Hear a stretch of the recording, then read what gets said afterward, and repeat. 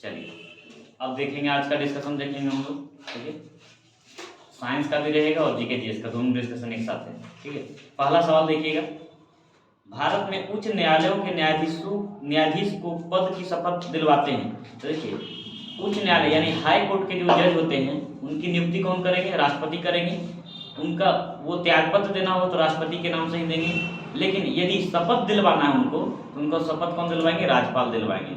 जिस राज्य के वो जज बन के जाएंगे हाईकोर्ट, जिस हाईकोर्ट के जाएंगे वहीं के राज्यपाल क्या करेंगे? उनको शपथ दिलवाएंगे। इसका सही आंसर क्या हो जाएगा?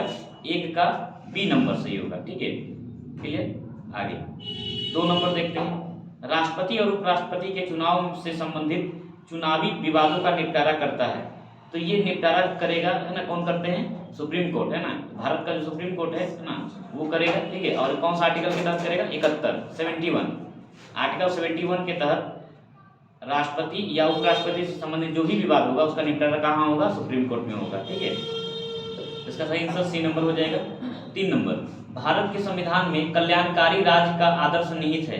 तो ये निहित है आपका डीपीएसपी में, डायरेक्टिव प्रिंसिपल स्टेट पॉलिसी में, राज्य के नीति निर्देशक तत्व में, ठीक है। इसका सही आंसर डी नंबर होगा। अब राज्य का नीति निर्देशक तत्व कौन सा भाग में है? भाग 4 में है। और कहाँ से कहाँ तक है? कौन सा अनुच्छेद कहाँ से कहाँ तक है? अनुच्छेद 36 से 51, अनुच्छेद 36 से 51। मूल अधिकार कौन सा भाग में है? भाग 3। और कितना से कितना? भाग अनुच्छेद 12 से 35, भाग 12 से 35, सॉरी अनुच्छेद 12 से 35 और भाग 3। अच्छा, नागरिकता कितना में है? 2। नागरिकता भाग 2 में है। और अनुच्छेद लिखे तो 5 से 11, ठीक है। चलिए आगे बढ़ते हैं। अच्छा, 7वें अनुसूची में किस चीज का चर्चा किया है? 7वें अनुसूची में 3 तरह की सूची है, राज्य सूची, संवर्धित सूची और ये है ना संघ सूची, ठीक है। 3 तरह की सूची है। आगे 4 नंबर देखते हैं, भारत में मताधिकार और निर्वाचित होने का अधिकार कौन सा अधिकार है? तो देखिए मताधिकार का जो अधिकार है ना, हर व्यक्ति जो है ना 18 वर्ष की आयु पूर्ण कर चुका है उसको मत देने का अधिकार, यदि उसका वोटर लिस्ट में नाम आया है तो, ठीक है, वो अब मतदान कर सकता है, चाहे वो किसी भी धर्म संप्रदाय का हो, है ना, मतदान कर सकता है। इसका उल्लेख अनुच्छेद 326 में है। अनुच्छेद 326 के तहत भारत का कोई भी निवासी जो भारत का नागरिक है वो यहाँ मतदान कर सकता है, किसी भी धर्म, जाति, वंश का या कोई भी लिंग हो, है ना, वो मतदान कर सकता है, सिवाय है ना 18 वर्ष की आयु पूर्ण कर चुका हो और वोटर लिस्ट में नाम उसका होना चाहिए, ठीक है। और वोटर लिस्ट के लिए कौन सा है? किसी भी व्यक्ति को कोई विशेष अलग से वोटर लिस्ट नहीं दिया जाएगा, ना किसी अलग धर्म के लिए, ना किसी अलग जाति के लिए। उसका उल्लेख कहाँ किया गया? आर्टिकल 325 में। आर्टिकल 325 में एक आर्टिकल और है 324, इसमें चुनाव आयोग का गठन के बारे में किया गया है प्रस्ताव। तो 324, 325 और 326 ये तीनों आर्टिकल आपको बता दिए, ठीक है। तो ये अब संविधान में जब हमारा उल्लेख है तो कैसा अधिकार होगा? संवैधानिक अधिकार होगा। कैसा अधिकार होगा? संवैधानिक, ठीक है। चलिए तो इसका सही आंसर 4 का डी नंबर होगा। 5 नंबर का, निम्न में से कौन सिविल सेवा बोर्ड के पदेन अध्यक्ष होते हैं? तो कैबिनेट सचिव। कैबिनेट सचिव जो होता है ना, वो सबसे सर्वोच्च जो होता है पोस्ट होता है भारत में, ही कैबिनेट सचिव का है, ठीक है। तो इसका सही आंसर हो जाएगा 5 का डी नंबर, ठीक है। आगे 6 नंबर का, लोकसभा के अध्यक्ष को कैसे हटाया जा सकता है? तो लोकसभा के अध्यक्ष को लोकसभा के सदस्यों द्वारा सामान्य बहुमत के आधार पर हटाया जा सकता है, ठीक है। तो इसका सही आंसर क्या हो जाएगा? डी नंबर, सामान्य बहुमत के आधार पर, यानी 50+1 यानी 50% +1 के यदि हो जाएगा तो उनको हटाया जा सकता है, ठीक है। चलिए आगे 7 नंबर का रहा है, भारत का संविधान गणतंत्रात्मक है क्योंकि, अब देखिए 2 बात आता है, गणतंत्र और लोकतंत्र, ठीक है। गणतंत्र और लोकतंत्र, गणतंत्र का पहले हम समझते हैं लोकतंत्र को, तब समझेंगे गणतंत्र को। लोकतंत्र वो भी होगा, लोकतंत्र का मतलब जनता के द्वारा चुनी हुई सरकार, यानी जनता के द्वारा चुनी सरकार। ऐसा भी हो सकता है कि कोई राजा हो और उसका 2-4 बेटा हो या कोई उसका भाई वगैरह हो और सब लोग को खड़ा किया गया है और जनता के पसंद के अनुसार उसको बना दिया गया, तो ये तो लोकतंत्र में हो जाएगा। चलो, लेकिन ये गणतंत्र नहीं होगा। गणतंत्र क्यों नहीं होगा? गणतंत्र होने का मतलब ये है कि उसका वो वंशानुगत नहीं होना चाहिए, यानी राजा का बेटा राजा नहीं होगा, अब कोई दूसरा भी हो सकता है, जनता के बीच से चुनकर आएगा, ठीक है, तब वो गणतंत्र होगा। और हमारा देश गणतंत्र कब हुआ? 26 जनवरी 1950 को, जब हमारा देश क्या हुआ, हमने अपने है ना संविधान को लागू किया था, ठीक है। चलिए इसका सही आंसर क्या हो जाएगा? 7 का डी नंबर, कोई वंशानुगत पद नहीं होगा, ठीक है। आगे यह शासक नहीं होगा। 8 नंबर, गांधी को चंपारण आने का आमंत्रण किसने दिया? राजकुमार शुक्ल, बहुत बढ़िया। और लखनऊ अधिवेशन में गए थे, कांग्रेस का जब लखनऊ अधिवेशन हो रहा था कब 1916 में, ठीक है। तो वही यहाँ मिले थे गांधी जी से, ठीक है। तो कभी सवाल पूछ दे कि राजकुमार शुक्ल पहली बार गांधी जी से कहाँ मिले थे, तो लखनऊ अधिवेशन यानी लखनऊ में मिले थे, ठीक है। चलिए 9 नंबर, 1913 ईस्वी में पटना में अनुशीलन समिति की एक शाखा की स्थापना किसने की, तो सचिन नाथ सन्याल ने की थी। ये क्रांतिकारी संस्था है, ठीक है। सचिन नाथ सन्याल ने इसकी स्थापना किया था, ठीक है। तो इससे देखिए 2-3 चीज, अनुशीलन समिति का स्थापना कब हुई थी, 1913 में। पटना में कब हुई, 1913 में, याद रखिएगा। और कौन किए थे, सचिन नाथ सन्याल। तो कभी सवाल उल्टा भी आ सकता है इससे, ठीक है। तो ये ध्यान में रखिएगा। आज ये जो आपको दे दिया है वो सवाल भी अगला बन सकता है, ठीक है। डिस्कशन में ये ध्यान में रखिएगा इस चीज का। आगे, बिहार का पहला रामसर स्थल कौन सा है, रामसर साइट के बारे में पूछ रहा है, तो कांवर झील, ये 39वां रामसर साइट है ना। भारत पूछेगा, भारत का कांवर झील जो है भारत का कैमा रामसर साइट है, तो 39वां, कैमा है 39वां। और कांवर झील कहाँ है, बिहार में, बेगूसराय, कहाँ है, बेगूसराय में, ठीक है। ये बिहार का एकमात्र भी रामसर साइट है। रामसर साइट क्या है, रामसर एक ईरान में शहर है, और वहीं एक सम्मेलन हुआ था आर्द्र भूमि, यानी जो भी जलीय क्षेत्र है उसको बचाने के लिए, कि वहाँ ना पूरे विश्व में जो आर्द्र भूमि का जो घटता जा रहा है उसको बचाने के लिए किया गया था। एक मीटिंग हुआ था, एक सम्मेलन किया गया था कि जितने भी आर्द्र भूमि उसकी संरक्षण किया जाएगा, इसके लिए, इसको वेटलैंड भी बोलते हैं, ठीक है। तो इसका संरक्षण के लिए किया गया था। रामसर में जो सम्मेलन हुआ था, इसी के कारण इस जो सम्मेलन है उसके कारण क्या हो गया, इसका नाम रामसर हो गया, ठीक है। अब जो भी आर्द्र भूमि को घोषित किया जाता है उसको रामसर साइट बोलते हैं, क्या बोलते हैं, रामसर साइट, ठीक है। चलिए आगे बढ़ते हैं। 11 नंबर कह रहा है, निम्नलिखित में कौन सी सभ्यता अपने नगर नियोजन के लिए प्रसिद्ध थी, तो सब कौन होगा, सिंधु घाटी सभ्यता। बताया था ग्रिड प्रणाली से ये बना हुआ था, है ना। इसकी जो सड़कें थी वो लंबवत एक दूसरे को काटती थी, है ना, ठीक है, चौराहा था, ठीक है। ध्यान में रखिएगा इसको, ठीक है। इसका सही आंसर क्या हो जाएगा, 11 का डी, ठीक है। 12 नंबर, प्राचीन भारत के प्रसिद्ध शासक जिसने अपने जीवन के अंतिम दिनों में जैन धर्म अपना लिया, तो कौन हो जाएगा, चंद्रगुप्त मौर्य। ये मौर्य वंश के संस्थापक थे, ठीक है, और आचार्य चाणक्य के शिष्य थे, ठीक है। और ये बिंदुसार के पिता थे, ठीक है। अच्छा, तो और आपसे पूछेगा कि कौन ऐसा शासक हुआ जिसने अपने अंतिम क्षणों में बौद्ध धर्म को अपना लिया था, तो कौन थे, अशोक। अशोक ने अपना अंतिम क्षण क्या मतलब समझिए कि वो बौद्ध धर्म को ही अपना लिए। पूछेगा मौर्य शासक कौन, ऐसा मौर्य शासक पाला था जिसने बौद्ध धर्म को अपना लिया, तो अशोक, ठीक है। चलिए आगे, और इसके पिता जो बिंदुसार हैं उन्होंने कौन से धर्म को अपनाया था, कौन से आजीवक संप्रदाय को अपना लिया था, आजीवक संप्रदाय को फॉलो करते थे, ठीक है। तो याद रखिएगा। 13 नंबर, निम्नलिखित में से कौन सी कला ग्रीक बौद्ध कला के नाम से जानी जाती है। ग्रीक कला बोले तो है ना, ये हिंद यूनानी कला भी के नाम से जानते हैं, यानी हिंद का मतलब भारत की भी कुछ मिक्स है, और ये ग्रीक यानी यूनान का भी मिक्स है। तो दोनों का मिश्रण देखने को मिलता है किसमें, गंधार कला में। ये मूर्ति कला है, मूर्ति बनाने की कला है ये, ठीक है। तो 13 का सी नंबर, सही आंसर क्या होगा, सी नंबर। 14 नंबर, सर्वप्रथम दिल्ली के अमीरों का दमन किसने किया था, तो ये इल्तुतमिश ने किया था। किसने किया था, इल्तुतमिश ने, ठीक है। इल्तुतमिश, इक्ता प्रथा की शुरुआत किसने किया था, इल्तुतमिश ने। इसके बाद इल्तुतमिश ने है ना एक तुर्क ए चिहलगानी, 40 तुर्क सरदारों का एक ग्रुप बनाया था, ठीक है, उसको बोलते हैं तुर्क ए चिहलगानी, ठीक है, जिसका अंत बलबन ने किया था, ठीक है। तो तुर्क ए चिहलगानी का है ना पूछेगा कि स्थापना या गठन किसने किया था, इल्तुतमिश ने किया था, ठीक है। आगे 14 का बी नंबर हो गया, इल्तुतमिश। आगे 15 नंबर, द्वितीय आंग्ल मैसूर युद्ध के समय भारत का गवर्नर जनरल कौन था, तो ये था वारेन हेस्टिंग। कौन था, वारेन हेस्टिंग। द्वितीय आंग्ल मैसूर युद्ध कब हुआ था, 1780 से 84, 1780 से 84, ठीक है। और प्रथम आंग्ल मैसूर युद्ध कब हुआ था, 1767 से 69, 67 से 69। और तीसरा कब हुआ था, 90 से 92, 1790 से 92। और चौथा कब हुआ, 1799। अच्छा, किस आंग्ल मैसूर युद्ध में टीपू सुल्तान मारा गया, फोर्थ, टीपू सुल्तान फोर्थ, और हैदर अली सेकेंड, है ना, उसका जो पिता हैदर अली था वो सेकेंड में, ठीक है। चलिए बहुत बढ़िया।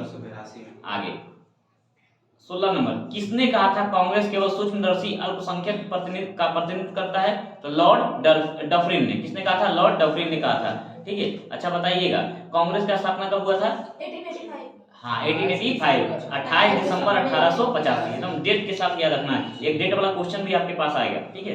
आगे अगला क्वेश्चन नंबर 17 है, पूना सार्वजनिक सभा की स्थापना किसके द्वारा की गई थी, एमजी रनाडे द्वारा, और कब किया गया था, 1870 में। पूना सार्वजनिक सभा की स्थापना कब हुआ था, 1870 में, ठीक है। तो एमजी रनाडे हो गए। आगे 18 नंबर, विजयनगर साम्राज्य की वित्तीय व्यवस्था की मुख्य विशेषता क्या थी? तो भू राजस्व। किसी का भी जो भी पुराना जो राजवंश है उसका पूछेगा कि क्या वित्तीय व्यवस्था है, क्या वित्तीय विशेषता है, तो भू राजस्व ही होगा। अधिकांश का आंसर क्या होगा? भू राजस्व। ठीक है, जिसका सही आंसर सी क्या होगा? C number. ठीक है, 19 नंबर कह रहा है किस मुगल बादशाह के विरुद्ध जौनपुर से फतवा जारी किया गया था? तो अकबर के द्वारा, अकबर के खिलाफ जारी किया गया था 1580 में। लिख लीजिए 1580 में।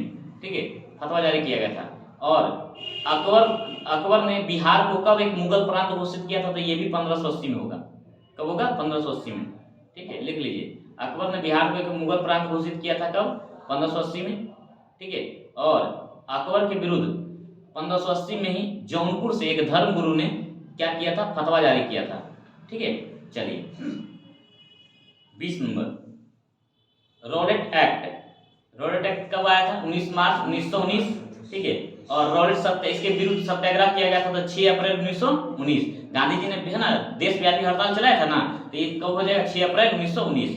आगे भारतीय राष्ट्रीय कांग्रेस का अमृतसर अधिवेशन कब हुआ था? तो ये हुआ था 1919 में हुआ था। अब देखिए 1919 में जो है 2 दिसंबर 1919। ऐसे भी कांग्रेस का जो अधिवेशन होता था, नॉर्मल जो अधिवेशन दिसंबर में ही होता था। कब होता था? दिसंबर में। कभी कभी पहले होता था तो उसको विशेष अधिवेशन बोलते थे। जो नॉर्मल दिसंबर में होता था उसको क्या बोलते थे? है ना, वार्षिक अधिवेशन। ठीक है, तो ये दिसंबर हो जाएगा, तो ऑप्शन हो जाएगा 2 दिसंबर 1919। अब जालियांवाला बाग हत्याकांड तो कब हुआ था? 13 अप्रैल 1919 को। ठीक है, जालियांवाला बाग हत्याकांड। ठीक है, आगे तो इसका सही ऑप्शन 20 का क्या हो जाएगा? D number. 21 देखते हैं, भारत का अपने पड़ोसी देशों के मध्य अंतर्राष्ट्रीय सीमा का विस्तार का आरोही क्रम कौन सा सही है? तो देखिए इसमें आपको एक ट्रिक याद रखना है। बचपन में बीए पास, बचपन में बीए पास याद रखिएगा। तो बचपन, ब से बांग्लादेश, च से चीन, प से पाकिस्तान और न से नेपाल। ठीक है, फिर आरोही क्रम का मतलब हो जाएगा बढ़ते क्रम, मतलब जिसके साथ कम सीमा लगाता है उसके बाद ज्यादा सीमा वाला, उसके बाद ये ज्यादा सीमा वाला। ठीक है, तो बचपन में देखो, बचपन में ब से बांग्लादेश, च से चीन और प से पाकिस्तान और न से नेपाल, मतलब नेपाल के साथ कम लगा रहा है तो नेपाल, उसके बाद पाकिस्तान, उसके बाद चीन और सबसे ज्यादा किससे लगाता है? बांग्लादेश के साथ, है ना, लगभग 4000 किलोमीटर लगाता है। ठीक है, 4096 किलोमीटर। ठीक है, बांग्लादेश के साथ। ठीक है, 21 का बी नंबर सही आंसर होगा। 22 नंबर कह रहा कौन सा जिला धारवाड़ भूस्तरीय रचना वाला नहीं है? तो देखिए बिहार का जो भी दक्षिणी, जो झारखंड से जो भी सीमा लगता है ना, देखिएगा जो भी बिहार का जो जैसे मैप देखिएगा तो बिहार के मैप में इधर जितना भी बाउंड्री लगाता है झारखंड से, सभी जो होगा इधर इस तरफ, है ना, लगभग रोहतास और एक जो है रोहतास और कैमूर को छोड़कर, कैमूर और रोहतास को छोड़कर वो सभी जो होगा वो किससे होगा? है ना, वो कैसा होगा? वो धारवाड़ श्रेणी का होगा। कौन सा होगा? धारवाड़ श्रेणी का। और कैमूर और रोहतास वाला जो है, कैमूर और रोहतास वाला जो होगा, यहाँ क्योंकि चुनार पत्थर की प्रधानता है, ये विंध्य क्षेत्र का है। क्या है? विंध्यन का, विंध्यन पर्वत है ना, बिहार तक फैला हुआ विंध्यन पर्वत, तो ये क्या हो जाएगा? कैमूर और रोहतास वाला जो होगा क्या हो जाएगा? विंध्यन क्षेत्र। इसका सही आंसर क्या हो जाएगा? रोहतास, है ना, बी नंबर। बाकी मुंगेर होगा, जमुई होगा, नवादा जो है सब धारवाड़ भूस्तरीय। ठीक है, ये आपको पढ़ना है, आपको बिहार वाला, बिहार झारखंड से सीमा साझा करता है। हाँ, झारखंड का सीमा साझा करता है। ठीक है, ऐसे रोहतास से शुरू होता है ना। रो और गंजवा भांग काट। ठीक है, एक ट्रिक है, रो और गंजवा भांग काट। तो रो से क्या हो जाएगा? रोहतास, और रो और से हो जाएगा औरंगाबाद, ग से गया, न से नवादा, ज से जमुई, है ना, ब से बांका, अब काट से कटिहार। ठीक है, हो जाएगा रो और गंजवा भांग काट, है ना, भा से भागलपुर हो जाएगा, है ना। चलो क्या इतना है, सीमा साझा करता है झारखंड से। ठीक है, चलिए आगे, सब हम आपको बताए हुए ट्रिक। ठीक है, बिहार से जब हम पढ़ा रहे थे तो उसमें आपको बताए होंगे। ठीक है, थोड़ा बहुत। चलो आगे बढ़ते हैं। क्वेश्चन नंबर 23, अटल टनल से संबंधित निम्नलिखित कथनों पर विचार कीजिए। तो इसमें सब सही है इसका। ठीक है, इसका निर्माण सीमा सड़क संगठन द्वारा किया गया, सही बात है। यह मनाली और लाहौल स्पीति घाटी को जोड़ता है, ये भी सही बात है। यह हिमालय के पीर पंजाल पर्वत श्रृंखला के मध्य स्थित है। यह पूर्वी पीर पंजाल में स्थित है। ठीक है, कोर्स में लिख लीजिए पूर्वी, कभी हो सकता है पूर्वी पश्चिमी आता है, तो पूर्वी वाला साइड में स्थित है ये। ठीक है, पूर्वी, है ना। और यह भारत के लिए सामरिक दृष्टि से महत्वपूर्ण है, सही बात है। सामरिक का मतलब युद्ध के लिए ना, है ना, युद्ध की दृष्टि से ये महत्वपूर्ण है भारत के लिए, तो ये सामरिक दृष्टि से महत्वपूर्ण है। तो इसका सही आंसर हो जाएगा डी नंबर। 1 2 3 4 सही है। ठीक है, इसका लंबाई कितना है? 9.02 किलोमीटर। लिख लीजिए इसका लंबाई कितना है? 9.02 किलोमीटर। ये 2020 में इसका उद्घाटन हुआ है, नरेंद्र मोदी ने किया।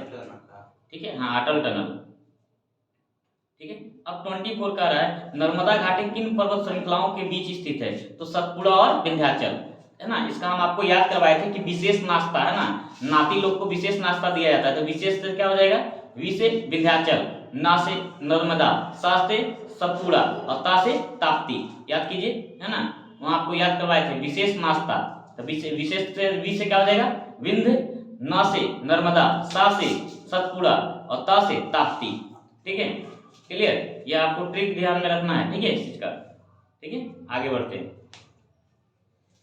कह रहा 25 नंबर का रहा है। अब एक तरफ लौ है, इसका क्षेत्र दे दिया है और एक तरफ दिया है राज्य, और यही देखिए दरोगा में पूछा हुआ था बादाम पहाड़, ठीक है, लेकिन ये पूछा था कि किस लिए, है ना, किस लौ एस के लिए प्रसिद्ध है, वो किसका खनन किया जाता है? तो वहाँ हेमाटाइट का होता है, बादाम पहाड़ से हेमाटाइट एस निकाला जाता है, जो लोहा का एक एस है, ठीक है। तो बादाम पहाड़ उड़ीसा में है, दल्ली राजहरा छत्तीसगढ़ में, कुद्रेमुख कर्नाटक में है, और नोआ मुंडी आपको कहाँ है? झारखंड में। कहाँ है? झारखंड में। आगे 26 नंबर, कर अफ्रीका का सर्वोच्च पर्वत शिखर किलिमंजारो कहाँ अवस्थित है? तो तंजानिया में। कहाँ है? तंजानिया में, ठीक है। तो ये बता रहा है खुद, देखिए इससे एक क्वेश्चन खुद ही बता रहा है कि अफ्रीका का सर्वोच्च चोटी कौन सा है? किलिमंजारो। कौन सा है? किलिमंजारो। भारत की सबसे ऊंची चोटी K2, कौन सा? K2, कौन सा? K2, Godwin Austen. और पूछेगा भारत में अवस्थित, है ना, हिमालय की सबसे ऊंची चोटी कंचनजंगा। कहाँ है कंचनजंगा? सिक्किम। कहाँ? सिक्किम, बहुत बढ़िया।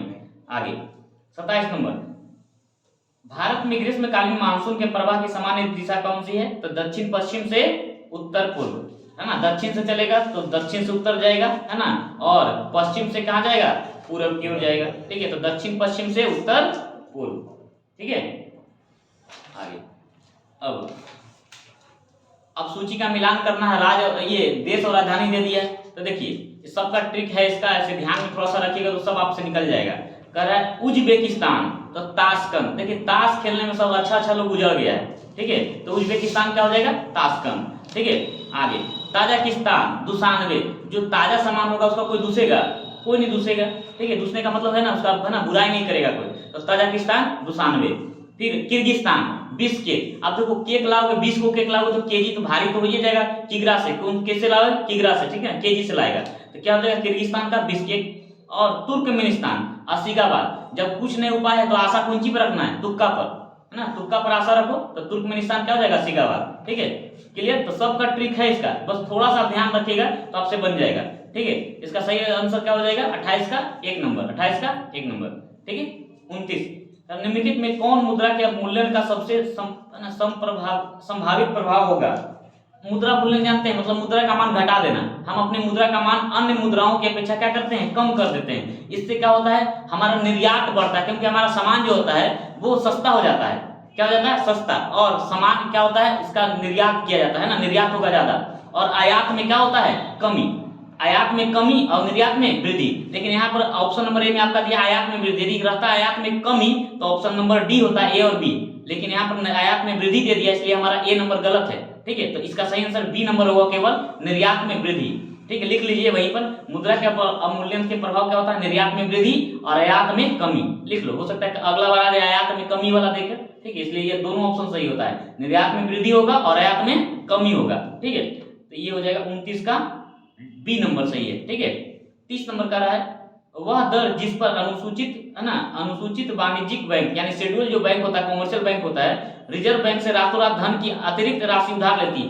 ऐसा तब होता है जब अचानक, है ना, शॉर्ट हो जाए, पैसा क्या हो जाए? शॉर्ट हो जाए, तरलता की कमी हो जाता है, तो ये आरबीआई से क्या करता है? वो पैसा ले लेता है। तो वो कौन से रेट पर लेता है? एमएसएफ, है ना, उसको बोलते हैं MSF, marginal standing facility, marginal standing facility, ठीक है। अभी आपको एमएसएफ दे दिया यहाँ पर, ठीक है। एमएसएफ को, है ना, हिंदी में लिखा है सीमांत अस्थायी सुविधा दर, सीमांत अस्थायी सुविधा दर, इसी को बोलते हैं मार्जिनल स्टैंडिंग फैसिलिटी, एमएसएफ, है ना। इसी रेट पर देता है, ये हाई रेट होता है थोड़ा, है ना, जो नॉर्मल रेट होता है, बैंक रेट होता है उससे ज्यादा होता है, ठीक है।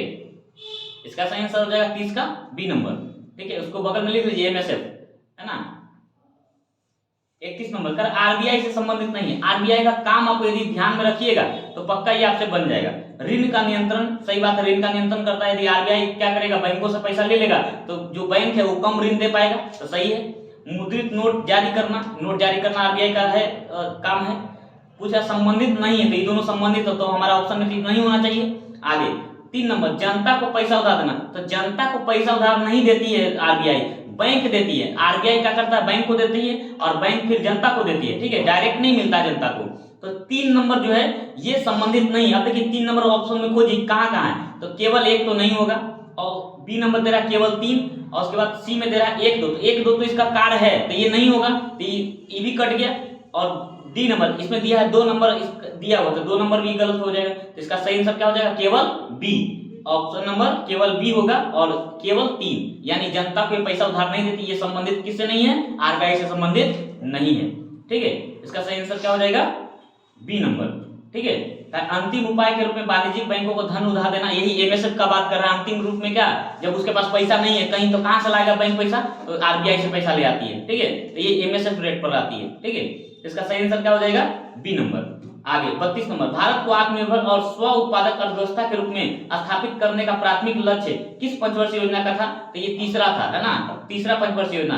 पहला पंचवर्षीय कब से कब तक, हाँ 51 से 56, 5 वर्ष है ना, 5 जोड़ दो बस, है ना, 51 से 56, दूसरा 56 से 61, 56 से 61, और तीसरा 61 से 63, 61 से 66, 61 से 66। तो अब देखो तीनों लिखा हुआ है ना, तो तीनों का लिख लो वहां बगल में लिख लो, 51 से 56, दूसरा लिख लो 56 से 61, तीसरा लिख लो 61 से 66, और तीसरा जो था उस पंचवर्षीय योजना को क्या बोलते हैं, गाडगिल योजना भी बोलते हैं, क्या बोलते हैं, गाडगिल, ठीक है। चलिए, और इसके बाद है ना 66 से 67, 67 से 68 अनवरत योजना चला था, क्या चला था, अनवरत योजना उसको बोलते हैं ना, लगातार योजना, एक वर्ष का योजना चला था, है ना। उस समय इंदिरा गांधी क्या थी, प्रधानमंत्री थी भारत की, ठीक है, वो एक वर्ष का चलाई थी, ठीक है। फिर 69 से 74 क्या हो जाएगा, चौथा, 69 से 74 क्या हो जाएगा, चौथा। और कौन सी ऐसी पंचवर्षीय योजना है जो 5 वर्ष पूरा नहीं की, पांचवी पंचवर्षीय योजना है जो अपना 5 वर्ष पूरा नहीं की, ठीक है, याद रखिएगा, ठीक है। कौन सी ऐसी पंचवर्षीय योजना है जो अपनी 5 वर्ष पूरा नहीं किया, पांचवी, ठीक है। चलिए आगे 33 नंबर, राष्ट्रीय आय लेखांकन का जन्मदाता किसे मानते हैं, तो डी नंबर होगा, है ना, साइमन कुजनेट्स, ठीक है। 34 नंबर, अंतरराष्ट्रीय मुद्रा कोष एवं विश्व बैंक का मुख्यालय कहाँ है, वाशिंगटन डीसी, है ना, दोनों वाशिंगटन डीसी कहाँ है, यूएसए, है ना, यूएसए का राजधानी है, ठीक है। चलिए आगे 35 नंबर, अब ये आपका सब क्या है, ये हो जाता है करंट अफेयर आपका, ठीक है। चलो पढ़ ही देते हैं, पढ़ दे कि छोड़ दे इसको, ठीक है, छोड़ देते हैं इसको, ठीक है, आप कर लीजिएगा खुद से, ठीक है। हाँ अब क्वेश्चन नंबर चलते हैं हम लोग, कितना, अब डायरेक्ट आते हैं 44, हाँ 45, 46 से, ठीक है। कह रहा नागेबाजा शब्दावली किस खेल से संबंधित है, तो जूडो, किससे है, जूडो। फिर प्रोलॉग किस पीढ़ी का कंप्यूटर है, तो पंचम पीढ़ी का, प्रोलॉग किससे है, पंचम। अंतरराष्ट्रीय कृषि विकास कोष का मुख्यालय कहाँ है, रोम में, है ना, कहाँ है, रोम में, ठीक है। नकटा कहाँ का लोग लेते हैं, महाराष्ट्र का। और छऊ कहाँ का है, झारखंड, छऊ कहाँ का है, झारखंड। आगे निखिल बनर्जी का संबंध किस वाद्य यंत्र से है, सितार से। अच्छा, सितार से संबंधित 2-3 व्यक्ति का नाम लिख लो, रविशंकर प्रसाद, है ना, रविशंकर प्रसाद, ठीक है, रविशंकर, और फिर लिख लो विलायत खां, रविशंकर, ठीक है, विलायत खां हो गया, 2 व्यक्ति, एक निखिल बनर्जी, 3, तीनों का नाम याद रखना, ठीक है।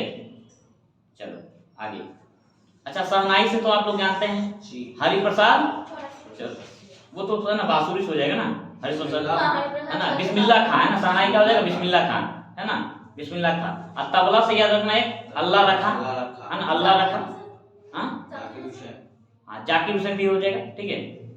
आगे तबला हो जाएगा, जाकिर हुसैन भी, ठीक है।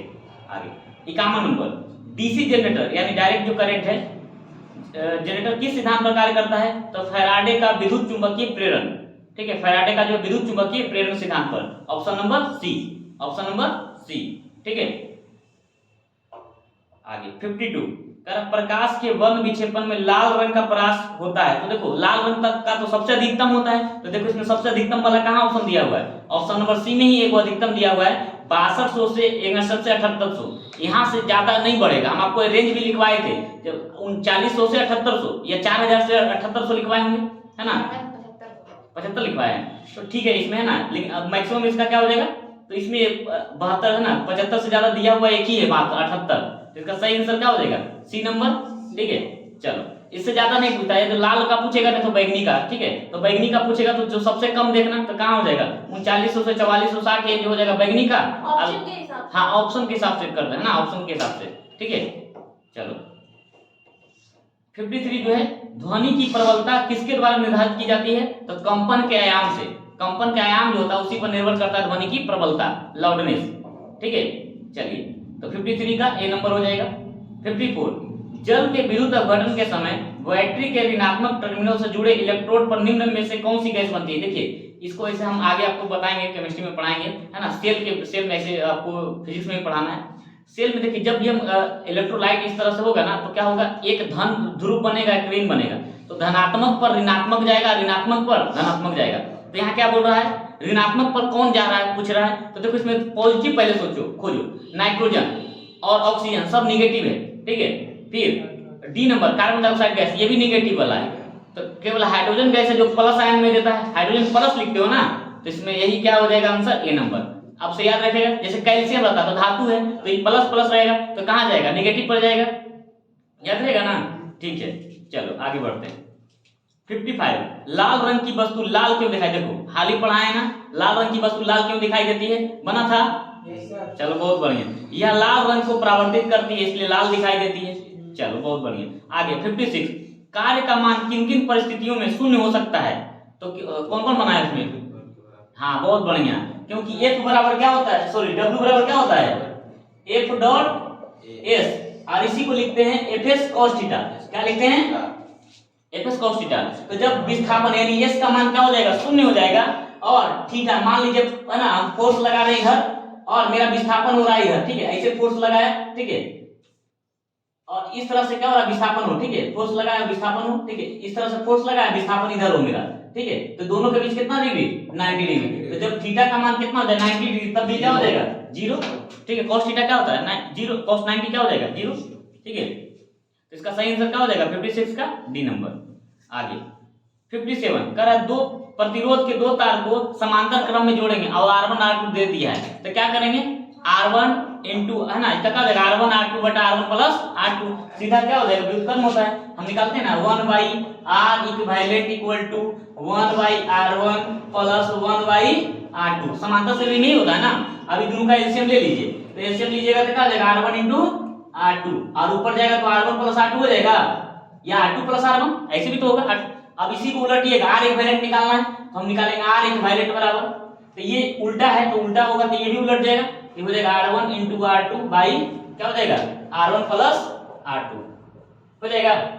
क्लियर, चलो इसका सही आंसर क्या हो जाएगा, सी नंबर। ठीक है, आगे बढ़ो।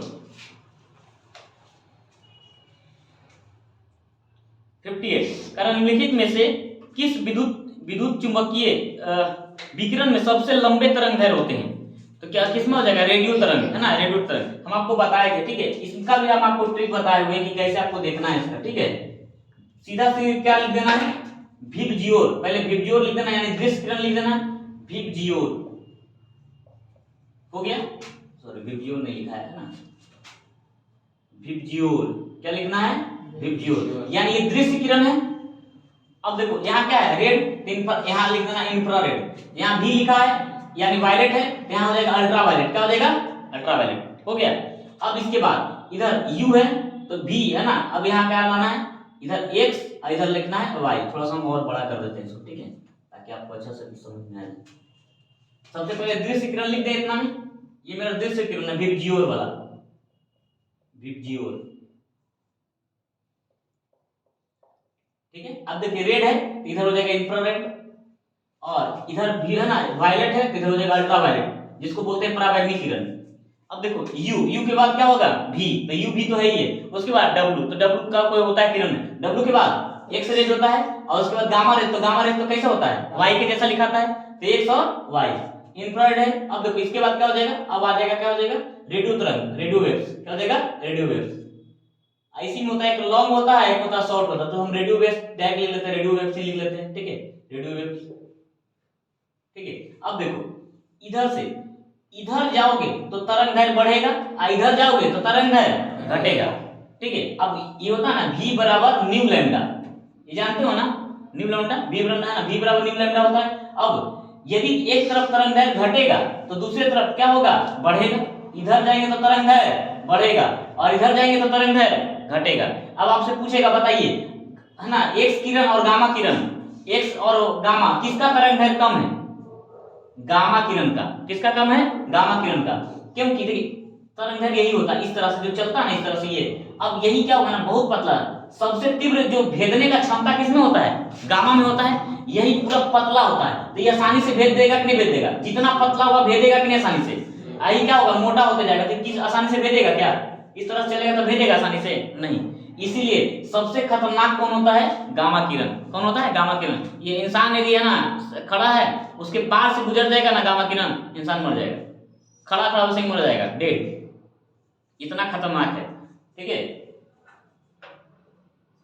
चलिए तो यहाँ देखो, अब इस ओर जाएंगे, जैसे देखो आपको है ना वायलेट है यहाँ रेड है, तो बताइए किसका तरंगदैर्घ्य ज्यादा होता है, रेड का होता है। पढ़े नहीं, आपको पढ़ाया नहीं है कि रेड का सबसे ज्यादा होता है तरंगदैर्घ्य। तो इधर से इधर जाएंगे तो तरंगदैर्घ्य बढ़ रहा है कि नहीं बढ़ रहा है, वैसे ही इधर भी चलते जाइएगा तो क्या हो जाएगा, तरंगदैर्घ्य बढ़ते जाएगा। इंफ्रारेड का भी तरंगदैर्घ्य बढ़ेगा, रेडियो का भी क्या हो जाएगा, तरंगदैर्घ्य बढ़ेगा, ठीक है।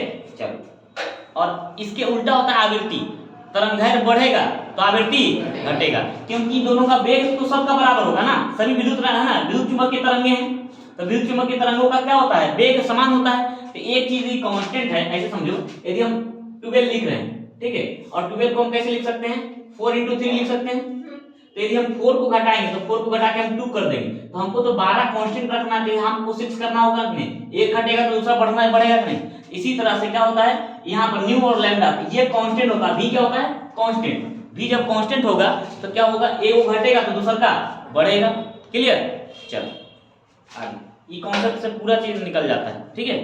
चलो आगे, क्वेश्चन नंबर कितना था, 58, ए नंबर हो गया। 58 का क्या होगा, ए नंबर रेडियो तरंगे। 59 क्या, निम्नलिखित में से कौन एक मिश्रण का उदाहरण है। तो इस्पात ही तो सब चीज मिलकर बना हुआ है, ठीक है। कार्बन मोनोऑक्साइड, देखो मिश्रण करने का मतलब उसका फॉर्मूला नहीं होगा, मिश्रण का सीधा सीधा आपको देखना है ना कि मिश्रण का फॉर्मूला नहीं होगा। अब देखो जल का फॉर्मूला होगा कि नहीं, कार्बन मोनोऑक्साइड का फॉर्मूला होगा कि नहीं, इस्पात का कोई फॉर्मूला होता है क्या, कोई फॉर्मूला नहीं, ठीक है। इसलिए इसका सही आंसर क्या हो जाएगा, ए नंबर। बस छाटने के लिए, यौगिक और मिश्रण में छाटने के लिए, ठीक है, छटा जाएगा आसानी से। 60 कार्नेलाइट किस धातु का अयस्क है, पोटेशियम। किसका है, पोटेशियम का, ठीक है। हाँ अच्छा, एल्युमिनियम का अयस्क पता है, बताओ, काबा, याद है, कोडबा, काबा कोडबा, कोरंडम है ना, डायस्पर है ना, और बॉक्साइड है ना, याद है ना, भूल गए, काबा कोडबा है ना। चलो अच्छा, यूरेनियम का अयस्क का नाम बताइए, पिच ब्लेंड, भूल गए, पिच ब्लेंड है ना। अच्छा, मरकरी यानी पारा का सिनेबा है ना, ठीक है। आगे अच्छा, और शीशा का क्या होता है, कांच का, शीशा का बताओ, गैलेना है ना, पीबीएस है ना।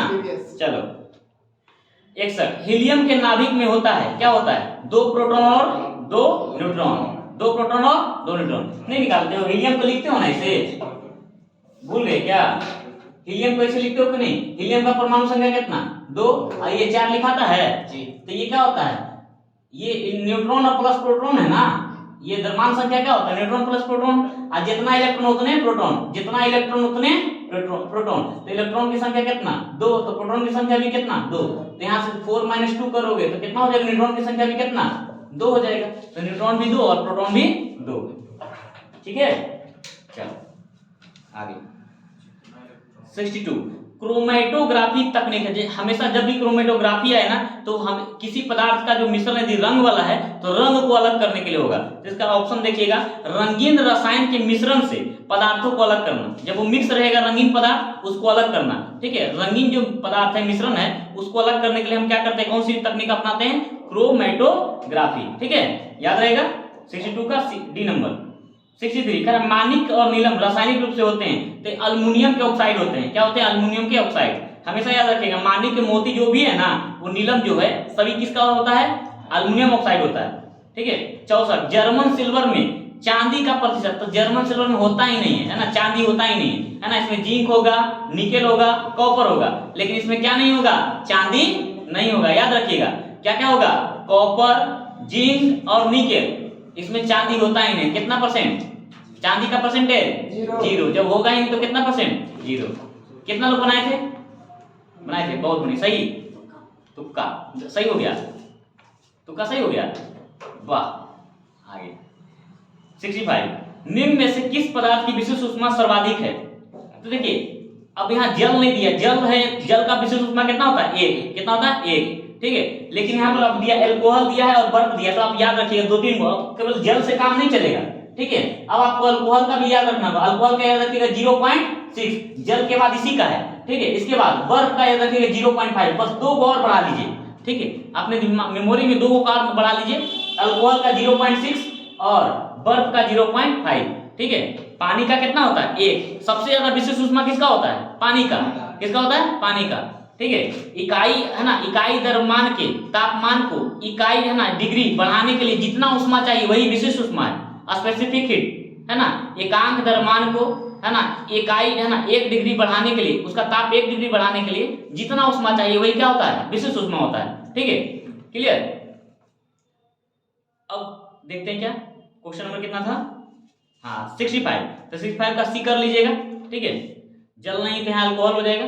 66 करा ऑक्सीकरण के संबंध में लिखित में से कौन सा कथन सत्य है? तो इसमें तो सब सत्य है। इलेक्ट्रॉन का त्याग, loss of electron is called oxidation और gain of electron is called reduction, है ना, अवकरण, ठीक है। जिसका पहला तो इलेक्ट्रॉन का त्याग करेगा, ऑक्सीजन का संयोग होगा, या तो इलेक्ट्रॉन का त्याग करेगा या ऑक्सीजन का संयोग, ऑक्सीजन या विद्युत ऋणात्मक तत्व का क्या होगा? संयोग, या सी नंबर। अब सी नंबर करा विद्युत धनात्मक समूह के अनुपात में वृद्धि, ठीक है। इसका सही आंसर क्या हो जाएगा? D number. क्या हो जाएगा? डी नंबर, ठीक है। उपयुक्त में से एक से अधिक, है ना, 1 2 होगा, सी नंबर नहीं होगा, इसका सी नंबर कट कर दो, ठीक है। करा विद्युत धनात्मक समूह के अनुपात में नहीं, विद्युत ऋणात्मक तत्व के है ना अनुपात में क्या होना चाहिए? वृद्धि होना चाहिए, तब होगा ऑक्सीकरण, ठीक है। 1 और 2 होगा इसका सही आंसर। क्या होगा? 1 और 2, ठीक है। इसका क्या होगा? 1 और 2 होगा सही आंसर, ठीक है। चलिए आगे 67 करा मस्टर्ड गैस का उपयोग किया जाता है, तो रासायनिक युद्ध में किया गया था, द्वितीय विश्व युद्ध में किया गया था इसका प्रयोग, ठीक है। मस्टर्ड गैस का जो गंध होता है ना सरसों के तेल के जैसा होता है, ठीक है। ये जब ना शरीर पर पड़ता है ना तो फफोला आ जाता है ना, तो बहुत बड़ा बड़ा फफोला आ जाता है शरीर पे, है ना। त्वचा से जब रिएक्शन करता है तो बहुत बड़ा बड़ा फोला आ जाता है, ठीक है। चलिए 60 है ना 67 का बी नंबर रासायनिक युद्ध में। 68 कारण निम्नलिखित में से कौन एक विस्फोटक नहीं है? तो इसका सही आंसर क्या हो जाएगा? नाइट्रोक्लोरोफॉर्म। नाइट्रोक्लोरोफॉर्म एक निश्चेतक है, निश्चेतक जिसको है ना जिसका उपयोग बेहोशी के रूप में करते हैं, ठीक है। बेहोशी के लिए किया जाता है, ठीक है। ईथर, नाइट्रोक्लोरोफॉर्म, क्लोरोफॉर्म, ये सब क्या है? ये सभी क्या है? निश्चेतक है, ठीक है। आगे बाकी ये सब जितना देख रहे हैं सभी क्या है? विस्फोटक है। टीएनजी है ना ट्राई नाइट्रोग्लिसरीन विस्फोटक है। ट्राई नाइट्रो है ना टोल्यून ये भी क्या है? विस्फोटक है। आगे 69 कर पृथ्वी पर सबसे पुराना जीव कौन सा है? तो नीलहरित सहवाग यानी साइनोबैक्टीरिया, इसी को क्या बोलते हैं? साइनोबैक्टीरिया। 70 गर्म रुधिर वाले 2 तरह के होते हैं जंतु, एक गर्म रुधिर वाले, एक शीत रुधिर वाले। तो गर्म रुधिर वाले क्या होता है? उसका टेम्परेचर शरीर का क्या होता है? ब्लड का टेम्परेचर हमेशा एक जैसा होगा, कभी भी, चाहे गर्मी आए या ठंडा आए। अच्छा बताइए हम लोग का जो है ना ब्लड का हम लोग का जो टेम्परेचर है शरीर का, क्या ठंडा आता है तो घट जाता है क्या? और गर्मी आता है तो बढ़ जाता है? नहीं, वो तो बुखार आता है तब बढ़ता है। यदि हम लोग का घटता बढ़ता है तो बुखार आ जाता है, उसको उस स्थिति को क्या बोलते हैं? बुखार, फीवर आ गया, ठीक है। हम लोग का टेम्परेचर क्या होता है? घटता बढ़ता नहीं है, हम लोग नियत तापी हैं। क्या है? नियत तापी। हम लोग का टेम्परेचर क्या होता है? कांस्टेंट होता है, एकदम जितना है उतना। यदि घटेगा बढ़ेगा तो फीवर आ जाएगा, है ना, ठीक है। अब जिसमें बदलता है घट है ना तो वो क्या हो जाएगा? 2 ही वो नियत तापी, एक हो जाएगा पक्षी और दूसरा हो जाएगा स्तनधारी। एक पक्षी वर्ग और दूसरा स्तनधारी। स्तनधारी में आप जितना ले लीजिए, ठीक है। गाय, भैंस, घोड़ा, गधा सब क्या हो जाएगा? सब नियत तापी है, यानी वार्म ब्लडेड है। क्या है? वार्म ब्लडेड है। और जो कोल्ड ब्लडेड होगा कौन हो जाएगा? इसको छोड़ करके, ठीक है। जैसे छिपकली वगैरह सरीसृप जो है वो आएगा, ठीक है। क्लियर? मछली वर्ग जो होगा वो भी क्या हो जाएगा? वो क्या हो जाएगा? कोल्ड ब्लडेड हो जाएगा, ठीक है। मत्स्य वर्ग जो होगा, ठीक है। चलिए इसका सही आंसर क्या हो जाएगा? डी नंबर, हमेशा एक सा बनाए रखता है। 71 नंबर। अब देखिए एक तरफ दिया है ये जड़ का प्रकार दे दिया है और एक तरफ दे दिया है कुछ वृक्ष वगैरह दे दिया है। तो चूसन मूल, देखिए चूसन मूल उसमें होता है जो है ना जो पौधे है ना जो एक तरफ से समझिए ना कि वो है ना भक्षक होते हैं, यानी कहा जीव जंतु खाते हैं, यानी मांसाहारी। वैसे पौधे जो कीट पतंगों को खाते हैं ना, उसमें चूसन मूल पाया जाता है। वो जो मूल होता है उसको है ना जाके जीभ में जाकर और उसका पूरा निचोड़ लेता है, ठीक है। जैसे पीचर प्लांट है ना, उसका घड़ा खुला रहेगा है ना, जैसे ही वो कीड़ा मकोड़ा जाएगा उसको बंद कर लेगा और उसको चूस करके जितना अवशेष उसको बोलते हैं सिट्ठी, बाहर फेंक देगा। उसका जितना भी सब चूस लिया अब बाहर फेंक देगा, ठीक है। इस तरह का है ना पेड़ पौधा अमेजन के जंगलों में बहुत सारा पाया जाता है। आप जाइएगा तो आपको भी क्या करेगा है ना, बहुत सारा जड़ उसका आएगा और आपको लपेट लेगा है ना, और उसके बाद आप छोड़ा नहीं सकते हैं, ठीक है। और उसके बाद आपका पूरा ब्लड चूस लेगा वो, ठीक है, पूरा आपको है ना एकदम हड्डी करके छोड़ देगा। जब आपका कंकाल बचेगा खाली तब आपको छोड़ देगा। चलो अब कुछ नहीं, हमको कैल्शियम नहीं चाहिए, हमको नाइट्रोजन चाहिए था, बस मिल गया, ठीक है। इस तरह से होता है, ठीक है। घने जंगलों में ऐसा पाया जाता है पूरा, ठीक है। आगे अब कह रहा है न्यू मेटाफोर।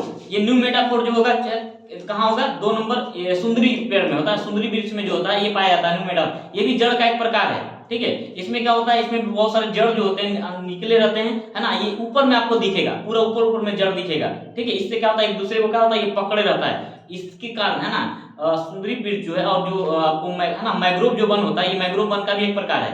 मैग्रोव वन में जो ये सब जो वृक्ष होते हैं इसके कारण क्या होता है ना, सुनामी का खतरा कम होता है। इसलिए तटीय क्षेत्रों में सुनामी को है ना, ये सॉरी तटीय क्षेत्रों में मैग्रोव का वन बढ़ाया जा रहा है, ठीक है, ताकि सुनामी से रक्षा हो सके।